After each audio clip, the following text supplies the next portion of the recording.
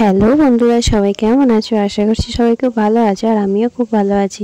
আজকে আমি তোমাদের সাথে অন্যরকম একটা ভিডিও শেয়ার করছি। এটা আমাদের পাড়ার পুজো, মানে এখানে আমাদের পুজো হয় আর এখানে তুলসী মঞ্চটা প্রতিষ্ঠা হলো। আর কিছুদিন পর আমাদের শীতলা পুজো আসছে, তো তার আগে এটা প্রতিষ্ঠা হয়ে গেল। আর তার সাথে অনেক কিছু হয়েছিল, যেমন হরিনাম ভাগবত পাঠ। তো তোমাদের সাথে আমি কিছু শেয়ার করছি, তো তোমরা কেউ স্কিপ করো না, সম্পূর্ণ ভিডিওটি দেখতে থাকো। আশা করছি তোমাদের ভালো লাগবে। আর যদি ভালো লেগে থাকে অবশ্যই লাইক কমেন্ট করো। আর তো চলো বন্ধুরা, সম্পূর্ণ ভিডিওটি দেখতে থাকো। দেখো, আমাদের এখানে ভগবত পাঠ হবে, তো তার জন্য যে মহারাজ এসেছিল এটা হচ্ছে বৃন্দাবনের মহারাজ। তো দেখো উনি আসছেন, সবাই ফুল ছড়িয়ে ওনাকে স্বাগত জানাচ্ছে। তো দেখো উনি এবারে ভগবত পাঠ আর আরও কিছু পাঠ করবেন, তো তোমরা দেখতে থাকো। আর এটা হচ্ছে বৃন্দাবনের মহারাজ। তো তোমরা সবাই সম্পূর্ণ ভিডিওটি দেখো, আশা করছি ভালো লাগবে।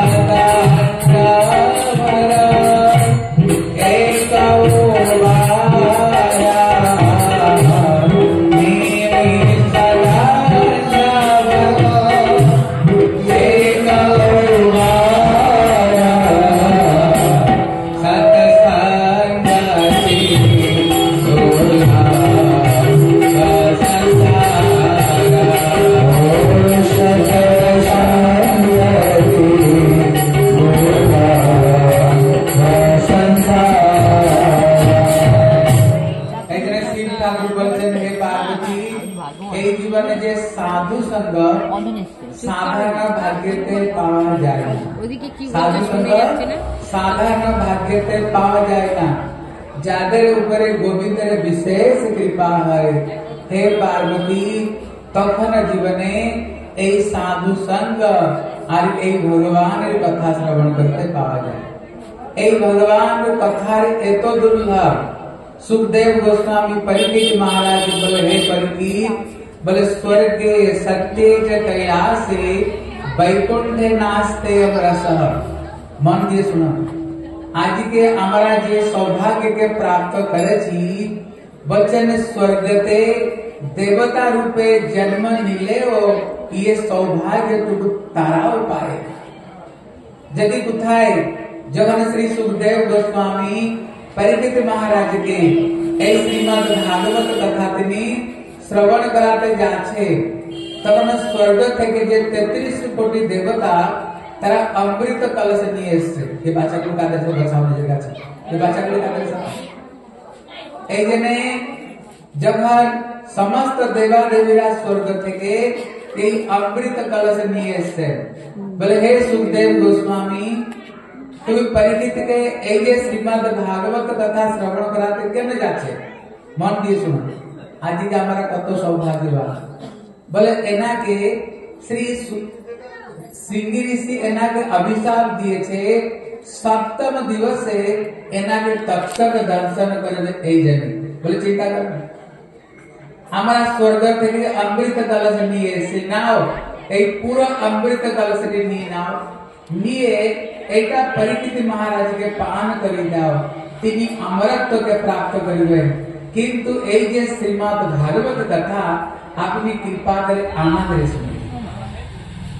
যখন এইটুকু শ্রী সুখদেব গোস্বামী তিনি শুনেছেন, ওনার খুব রাগ হয়েছে। বলে কি ভগবানের কথা ভাগবত কথা আর স্বর্গের অমৃত সঙ্গে তুলনা দিতে যাচ্ছ। তিনি উদাহরণ দিচ্ছেন কো কাচ কো মণির মান। মন দিয়ে শুনো ভালো করে।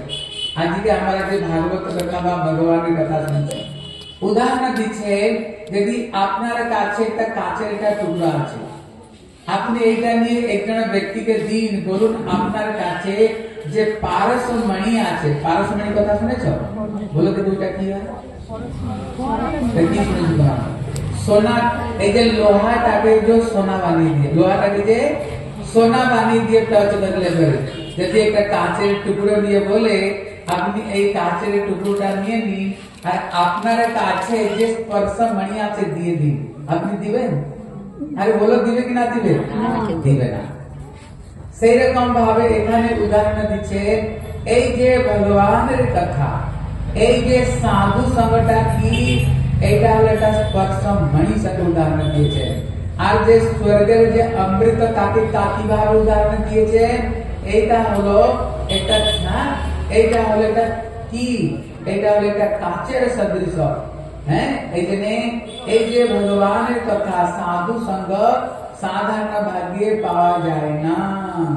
কোটি কোটি দেবতারাও যে সৌভাগ্য প্রাপ্ত করতে পারল না, আজকে আমরা ওই সৌভাগ্যটাকে আজকে আমরা পেয়েছি। নিতাই গৌর প্রেমানন্দে হরি হরি বল।